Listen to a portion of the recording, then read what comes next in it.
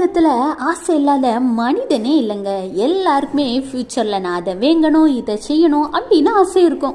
இன்னும் சில பேர் ஆண்டவர் என்கிட்ட வந்து உனக்கு என்ன வேணும்னு கேட்டா நான் இதை தான் சொல்லுவேன் அப்படின்னு கூட மனசுல நிறைய எண்ணங்கள் இருக்கும். ஆனா நம்மளுடைய வாழ்க்கைக்கு ரொம்ப முக்கியமா நம்ம எதுக்காக ஆசைப்படணும்னு கேட்டா ஞானம் மற்றும் அறிவுக்காக தாங்க. அதாவது நமக்கு இருக்கிற ஞானமும் அறிவும் போதாதுங்க. ஞானமும் அறிவும் ஒரு மனிதனுடைய வாழ்க்கையில எவ்வளவு முக்கியங்கிறதையும் நாம் அதை எப்படி பெற்றுக்கொள்ளணுங்கிறத குறிச்சும் வேதாகமத்திலிருந்து பார்ப்போமா. ஒருத்தங்களுக்கு ஞானம் அவங்கள தாழ்மை உள்ளவர்களா மாற்றுறதோடு மட்டுமல்லாம எல்லா சூழ்நிலைக்கும் ஏற்றாற் போல அவங்கள பலப்படுத்தும். ஞானம் ஒரு கேடகம், ஒரு திரவியங்க. ஞானம் தன்னை உடையவர்களுக்கு ஜீவனை கொடுக்கும்.